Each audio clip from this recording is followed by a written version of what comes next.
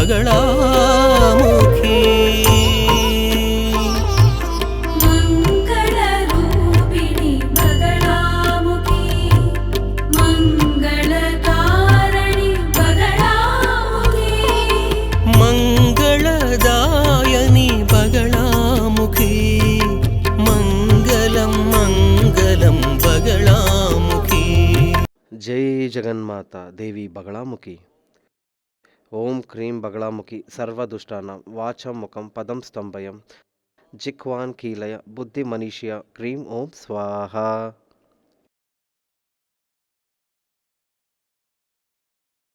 సూర్యమంగళం తాంత్రిక విద్యాపీఠం తమిళనాడులో ఆరంభించి 40 సంవత్సరాలు అవుతుంది. ఈ 40 సంవత్సరాలలో చాలా సాధారణంగా ఉన్నవాళ్ళు విఐపి, వివిఐపి ఇలాగే చాలామంది ఇక్కడికి వచ్చారు. వాళ్ళల్లో ఒక అభిష్ట సిద్ధి కోసం, దోష పరిహారం కోసం రకరకాల పూజలు చేసి వెళ్ళారు. అందులో 10-30 సంవత్సరాల కంటే చాలా పర్మనెంట్గా స్థిరంగా ఇక్కడికి వచ్చి కొన్ని పరిహారాలు చేసిన వాళ్ళు ఉన్నారు. అందులో ముఖ్యంగా కొంతమంది వాళ్ళ అనుభవాన్ని పంచుకున్నారు. అందులో ఒక వ్యక్తి చెప్పిన వంటి అనుభవాన్ని చెప్తా. అదేమంటే ఒక 10-20 సంవత్సరాల క్రితం చిన్న ఒక కంపెనీ ఆరంభించి చెన్నైలో చిన్నగా ఒక కంపెనీ ఆరంభించారు. ఆ కంపెనీలో ఆరంభించిన ఒక సమయంలో 13 మంది స్టాఫ్ పెట్టుకొని కంపెనీ ఆరంభించారు. జాతకంలో మంచి సమయం ఆరంభించే ముందు జాతకాన్ని చూసి టైం చాలా బాగుంది, నాతో వచ్చి ఇక్కడ వచ్చి సూర్యమంగళానికి వచ్చి అడ్వైజ్ అడిగారు. చెయ్యమని చెప్తే వాళ్ళు ఆరంభించారు. ఈరోజు వాళ్ళు వచ్చి 3500 స్టాఫ్ ఉన్న ఒక పెద్ద గ్రూప్ ఆఫ్ కంపెనీకి ఓనర్గా ఉన్నారు. ఆ ఫ్యామిలీ చాలా కంపెనీలు ఉన్నాయి, 2-3 స్టేట్లలో ఉంది. దానికి ఒక్కటి వాళ్ళ ఒక జాతకమే దానికి ముఖ్య కారణం. జాతకంలో లేని ఒక విషయాన్ని పూజ చేసి మంత్రాలు చేసి సృష్టించవచ్చు అనే నమ్మకం నాకు లేదు. జాతకంలో ఉండేటువంటి దాన్ని వృద్ధి కోసం పరిహారాలు చేస్తే అవి వృద్ధిస్తుంది అనే నమ్మకం నాకుంది. ఎలాగంటే ఒక ఎగ్జాంపుల్ చెప్తా. ఒక మంచి విత్తనం దొరికితే మంచి ఒక మంచి రైతు అంటే ఫార్మర్, పంట పండించే అతను రైతు. ఒక రైతుకి మంచి ఒక విత్తనం దొరికితే, మామిడి విత్తనం అని అనుకోండి, మంచి అది క్వాలిటీగా ఉండి మంచిగా ఉంటే అతను హ్యాపీయే కదా. దీన్ని త్వరగా ఒక మంచి మన్నులో వేసి కాలక్రమేణా గొబ్బరం వేసి జలం వేసి అతను దాన్ని పెంచుతాడు. అది పెరిగి పెద్దదై పెద్ద మానై కొన్ని తలమారులకి పళ్ళు ఇచ్చే ఒక పెద్ద వృక్షం అవుతుంది. ఇందులో ఆ సీడ్కి, ఆ విత్తనానికి 50%, మరి విత్తనానికి 50%, ఇంకొక 50% ఫార్మర్, ఆ ఒక రైతు యొక్క ప్రయత్నం కదా. సరైన సమయంలో మంచి భూమిలో ఒక మంచి విత్తనాన్ని నాటి యథార్థంగా దానికి కావలసిన పదార్థాలు వేస్తూ ఎండ పడకుండా కాపాడి, పెద్ద గాలి నుంచి దాన్ని కాపాడి అన్ని ప్రొటెక్షన్ ఇచ్చి పెంచి పెద్ద వృక్షమైన తర్వాత భయపడే అవసరం లేదు. ఈ విషయంలో ఈ వ్యవసాయ యొక్క రోల్ నాది అయింది. జాతకం చూసా, సూపర్గా ఉంది, చాలా బాగుంది. నేను వాళ్ళతో చెప్పా, మీరు సొంతంగా బిజినెస్ చేయండి, చాలా మంచి భవిష్యత్ ఏర్పడే యోగం ఉంది. నా దగ్గర డబ్బు లేదే స్వామి అని చెప్పారు. మీ ఇల్లు ఉంది కదా, దాన్ని బ్యాంకులో ఇచ్చి డబ్బులు తీసుకొని ఆరంభించండి అని చెప్పా. అలాగే వాళ్ళు ఆరంభించారు. ఇప్పుడు ఇంతకు ముందే చెప్పినట్టు పెద్ద గ్రూప్ ఆఫ్ కంపెనీస్, 6-7 కంపెనీలు ఉన్నాయి, పెద్ద లెవెల్లో ఉన్నారు. మీరు కూడా ఓ కంపెనీ ఓనర్ అయ్యి ఉండవచ్చు. అది చిన్నదో పెద్దదో ఉండవచ్చు. అలా ఉన్నటువంటి కంపెనీలకు అభివృద్ధి కోసం ఏమి చేయవలనో దాని గురించే నేను ఇప్పుడు చెప్తున్నా. మీరు ఒక ఏరియాలో చూడండి, చాలా కంపెనీలు మూతబడి ఉంటాయి. అభివృద్ధి ఉండకుండా, ఏమీ లేకుండా మెషిన్లు భ్రష్టుపడి ఉంటాయి. ఇలా ఎందుకు జరుగుతాయంటే అభివృద్ధి కోసం ఏమి చేయవలనో దాని గురించే నేను ఇప్పుడు చెప్తున్నా. ప్రొడక్షన్ ఇచ్చి బాగా చూసుకుంటే ఏమవుతుంది? విత్తనం మంచిగా ఉన్నా కూడా కాలక్రమేణా దానికి కావాల్సిన ప్రొటెక్షన్ ఇవ్వకపోతే, నీళ్లు పోయకపోతే, చూసుకోకపోతే అది నశించిపోతుంది కదా. విత్తనం మంచిగా ఉంటే చాలదు, దానికి సరైన రక్షణ దానికి అవసరం. ఇక్కడ ఈ కంపెనీ ఆరంభించినప్పటి నుంచి నెల నెల వీళ్ళు గణపతి హోమం చేస్తున్నారు. గణపతి హోమం ఎందుకంటే విఘ్నాలు రాకుండా ఉండడం కోసం, అడ్డంకులు లేకుండా ఉండాలి. అడ్డంకులు లేకుండా ఉండాలి. చేసే వ్యాపారంలో అభివృద్ధి కావాలి. దీనికి అశ్వారూఢ హోమం చేయాలి. ఫస్ట్ గణపతి హోమం, తర్వాత అశ్వారూఢ హోమం. అశ్వారూఢ హోమం ఎందుకంటే చాలా పవర్ఫుల్. అశ్వం అంటే గుర్రం, చాలా పవర్ఫుల్గా ముందుకెళుతూ ఉండాలి, ఏ అడ్డంకులు లేకుండా. అశ్వారూఢ హోమం చేసినప్పుడు చేసేటువంటి బిజినెస్ మొత్తం స్పీడ్గా, గంభీరంగా అభివృద్ధి చెందుతుంది. మన వ్యాపారం అభివృద్ధి అయితే చాలదు కదా, మనకి డబ్బులు రావాలి. ఓవర్ ఖర్చులు ఉండకూడదు. మన ఆదాయం కంటే ఖర్చు చాలా ఉండకూడదు. మన ఆదాయం కంటే ఖర్చులు ఎక్కువగా ఉంటే అప్పుల పాలవుతాం. అలా ఉండకూడదు. దానికి ధనవర్ష హోమం చేయాలి. గణపతి హోమం విఘ్నాలు ఉండకుండా ఉండడానికి, అశ్వరూఢ హోమం చేసేటువంటి వ్యాపారం అభివృద్ధి కోసం, ధనవర్షం డబ్బులు రావాలి, అప్పులు లేకుండా, చాలా ఖర్చులు రాకుండా డబ్బులు నిలవాలి. దీని తర్వాత భాగ్య సూక్తం. ఇవన్నీ అనుభవించాలి కదా మనం. భాగ్య సూక్తం చేశామంటే ఆరోగ్యం, సౌఖ్యం లభిస్తుంది. ఆయుష్ వస్తుంది, ఆరోగ్యంగా ఉంటాము, సుఖంగా ఇవన్నీ అనుభవించే వాళ్ళం అవుతాము మనం. భాగ్య సూక్తం చెయ్యవలను. ఇదైన తర్వాత సంవాద సూక్తం. సంవాద సూక్తం ఎందుకు చేయాలంటే లీగల్ ప్రాబ్లమ్స్ రాకుండా ఉండడానికి. ఇప్పుడు ఎలాంటి కంపెనీలు తీసుకున్నా దాని మీద ఏదో ఒక కేసు ఉంటుంది, ఏదో ఒక రూపంలో వస్తుంది. అది మనకి కొంతమంది వచ్చి డైరెక్ట్గా ఇబ్బంది పెడతారు, కొంతమంది ఇండైరెక్ట్గా. డైరెక్ట్ అంటే ఈ ఫైటింగ్, రౌడిజం ఇవన్నీ చేస్తారు. ఇండైరెక్ట్గా ఇబ్బంది పెట్టేవాడైతే కేసు ఫైల్ చేసి మనకి నోటీసులు, ఇన్కమ్ ట్యాక్స్కి, దానికి దీనికి అని యూజ్ చేసి ఎలక్ట్రిసిటీ కూడా వేస్తారు. అప్పుడు మమ్మల్ని వాళ్ళు కేసు, లీగల్ వ్యవహారంలో మమ్మల్ని ఇరికిస్తారు. ఇంకొకటి, ఆ కేసు, నోటీస్, లీగల్ విషయంలో, మీరు చేసేటటువంటి వ్యాపారంలో కేసు, నోటీసు విషయంలో లీగల్ ప్రాబ్లం వచ్చేటటువంటి అవకాశం ఉన్న వ్యాపారం మీద అయితే సంవాద సూక్త హోమం చేయాలి. దాని తర్వాత వచ్చి శత్రు సంహారం. మా ఎదుగుదల ఎప్పటికీ కాంపిటీషన్లో ఉంటుంది కదా.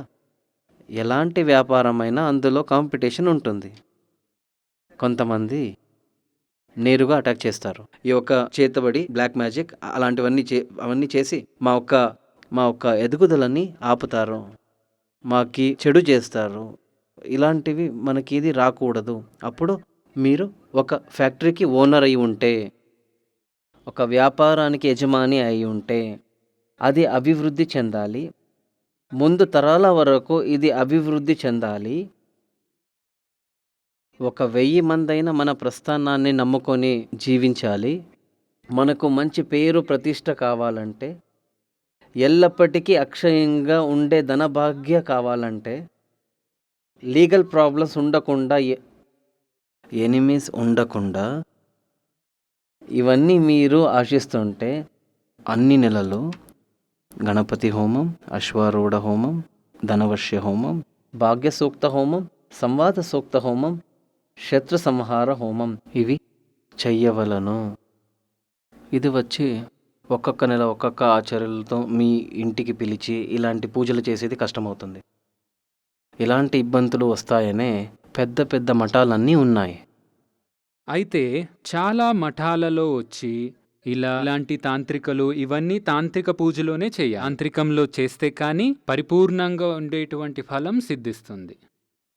ఇక్కడ సూర్యమంగళ తాంత్రిక విద్యాపీఠంలో ఇలాంటి తాంత్రిక పూజలు ఎవ్రీ మంత్ చేసేటటువంటి వ్యక్తులు చాలామంది ఉన్నారు. వాళ్ళంతా పెద్ద పెద్ద కంపెనీలకు యజమానులు ఇలా ఉన్నారు. కాంట్రాక్టర్స్ ఉన్నారు, కంపెనీ ప్రారంభించిన వాళ్ళు ఉన్నారు, పెద్ద ట్రావెల్ ఏజెన్సీ పెట్టిన వాళ్ళు ఉన్నారు. ఇలాగే ఇండియాలో విదేశం నుంచి వచ్చిన బయట వాళ్ళు కూడా ఉన్నారు. మీరు ఇంతకు ముందే చెప్పినట్టు సంపూర్ణ అభివృద్ధి కావాలనుకుంటే ఒకరోజు ఇక్కడికి రావాలి. వచ్చిన తర్వాత ఇక్కడ జరిగేటువంటి పూజలను చూడండి. ఇంతకు ముందే చెప్పినట్టు గణపతి హోమం, ధనవశ హోమం ఇలాంటి పూజలను మీరు చూడండి. మీరు ఒక ఆచరణను మీ ఇంటికి పిలిపించి మీ ఇంటిలో దీన్ని చేసి చూడండి. మీరే తెలుసుకుంటారు ఇందులో మనకి యూస్ఫుల్ అయ్యేది ఏది అని. కంటిన్యూగా చేసుకుంటూ వస్తే మీ జీవితంలో ఓటమి అనేదే ఉండదు. అది మాత్రం కాదు, అభివృద్ధి ఖచ్చితంగా అవుతారు. ఇక్కడ దీన్ని అనుభవించిన వాళ్ళు చాలామంది ఉన్నారు. ఆచార్యులు కాకుండా ఇక్కడికి వచ్చి చాలా ఏండ్ల నుంచి పూజలు చేస్తున్నటువంటి భక్తులు, వాళ్ళతో కలిసి మాట్లాడి చూడండి. వాళ్ళు తమ ఒక అనుభవాన్ని చెప్తారు. అందరూ మనం జీవితంలో ముందుకు రావాలి అనే లక్ష్యం ఉంటుంది కదా. మనకున్న ఆయుస్సు తక్కువే. ఉన్నటువంటి ఆయుస్సును మ్యాక్సిమం మన జీవితాన్ని ఎంజాయ్ చెయ్యాలి. మనం బ్రతికున్నప్పుడే స్వర్గ సుఖభోగాలన్నిటినీ అనుభవించాలి. దాన్ని అనుభవించాలంటే ఆయుస్సు ఉండాలి, ఆరోగ్యం ఉండాలి, ధనం ఉండాలి. ఇవన్నిటినీ ఇచ్చేది మనం చేసేటి పరిహార ధర్మలే. జాతకంలో అలాంటి యోగాలు ఉన్నాయి, కానీ అడ్డంకులు తొలగిస్తే దోషాలన్నీ పోయి యోగాలు వచ్చి మమ్మల్ని చేరుతుంది. అలాగని పరమ దరిద్ర యోగమున్న ఒక్కడికి 1000 ధనభాగ్య హోమాలు చేసినా అది వర్కౌట్ అవ్వదు. అది ఇక్కడ వచ్చినప్పుడు ఇక్కడ ఉన్న వాళ్ళే చెప్తారు, ఈ యొక్క జాతకం ప్రకారం మీరు ఏం చేసినా ప్రయోజనం ఉండదు.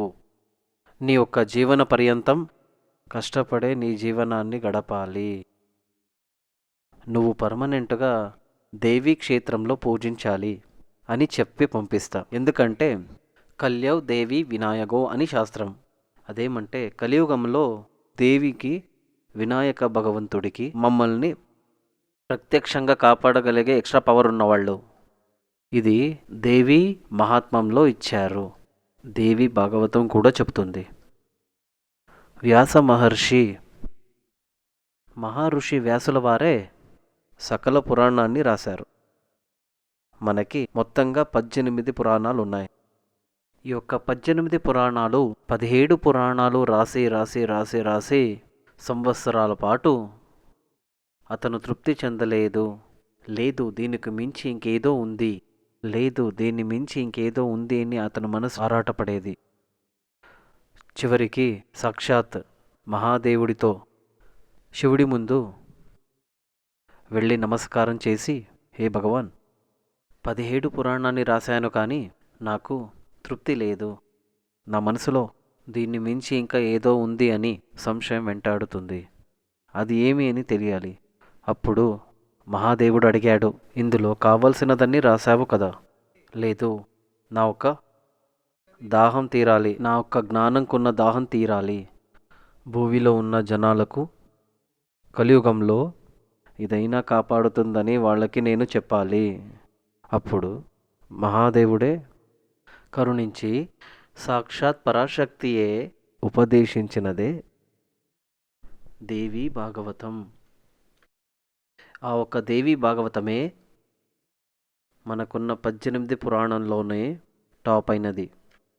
ఆ దేవీ భాగవతంలోనే చెప్పేది కల్యవ్ దేవి వినాయకౌ. కలియుగంలో మనుష్యుడు సంపూర్ణ దోష పరిహారాలు పొందాలంటే దేవి ఉపాసన చేయాలి, వినాయకుడి సేవ చేయాలి.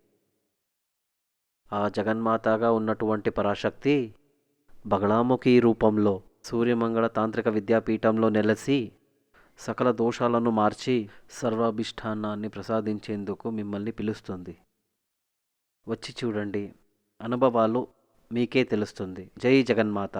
దేవి బగళాముఖి సమస్త భక్తానాం సర్వాభీష్టం సాధయ సాధయ క్రీం ఓం స్వాహ. శ్రీ సూర్యమంగళం అద్వైత వేద విద్యాపీఠంలో తాంత్రిక పూజల్లో సిద్ధహస్తులైన ఎందరో ఆచార్యులు అమావాస్య, పౌర్ణమి రోజుల్లో ప్రత్యేక యాగాలు నిర్వహిస్తారు. ఈ యాగాల్లో పాల్గొనడం ద్వారా తల్లి శ్రీ బగళాముఖీదేవి అనుగ్రహం వల్ల సర్వదోషాలూ పోయి సకల సౌభాగ్యాలు మనకు కలుగుతాయి. శ్రీ సూర్యమంగళం అద్వైత వేద విద్యాపీఠం జ్యోతిష్యం, ప్రశ్నలు, వాస్తు, తాంత్రిక పూజలు మరియు వేదయాగాలు నిర్వహిస్తారు. సంప్రదించవలసిన నంబర్ 7305442299 7305442299. చెన్నై, కోయంబత్తూర్, బెంగళూరు, హైదరాబాద్, విజయవాడ, ఢిల్లీ, ముంబై, తిరునల్వేలి, టెక్సాస్.